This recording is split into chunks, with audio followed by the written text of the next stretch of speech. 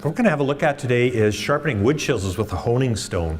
So the honing stone I've got to use is a 1000 grit water stone, and really all that means is that it's lubricated with water. So I'm going to take some water out of the storage tub and make sure I've got lots of water on there to flow away the little metal bits that will be cut as we get going.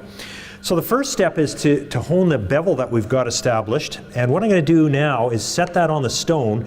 And one of the things I like to use, if you've got enough water on here, when you get that bevel up at the correct angle, it sends a little wave out ahead of it, and that tells you you're right near the angle you want to be at.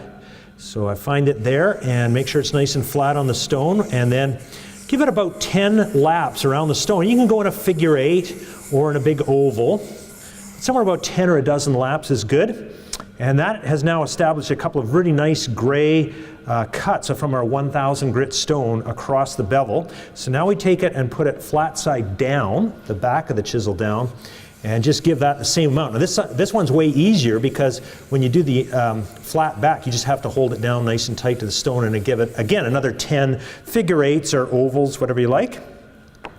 I'm just going to set that one down for a second, do a tiny chisel at this, with the same grit stone.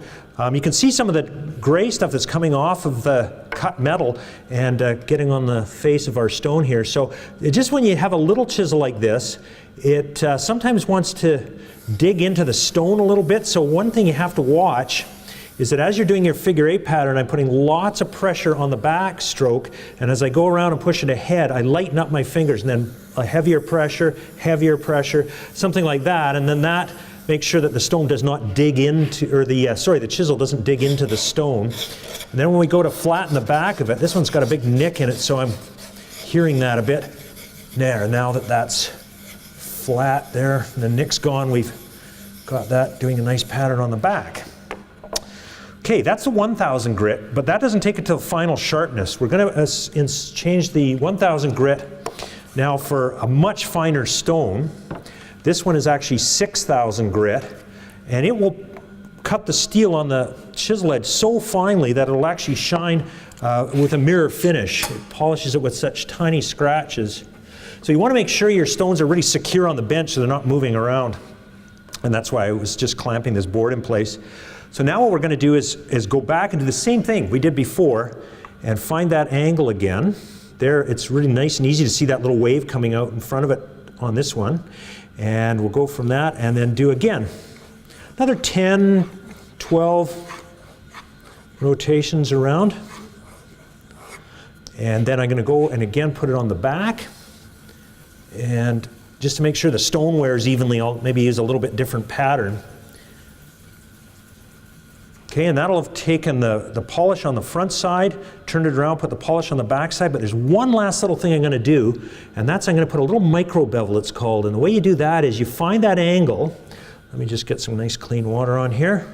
Find that angle, there's the little wave coming out, and I'm going to raise it just a bit. We're talking about a couple of degrees, nowhere near 10 or 15 degrees, just 2 or 3, and then a quick 5, and then we'll just do one little bit more on the back there, and I'll do the same with my little narrow guy. So find that angle, and again this narrow one, maybe I'll do some just on the back a bit, and again get the wave there. You can see how dirty this stuff is coming off. That's all steel particles from the coming off of these chisels. Find that micro bevel just a few degrees up, and we go there. And then the last thing we can do for testing them is if you take a chisel, the thing you do not want to do is put your finger on the end of it, go like that, because if you've done a good job, it should cut you. The safer way to do it is take the back of your thumbnail and just run along at a very low angle.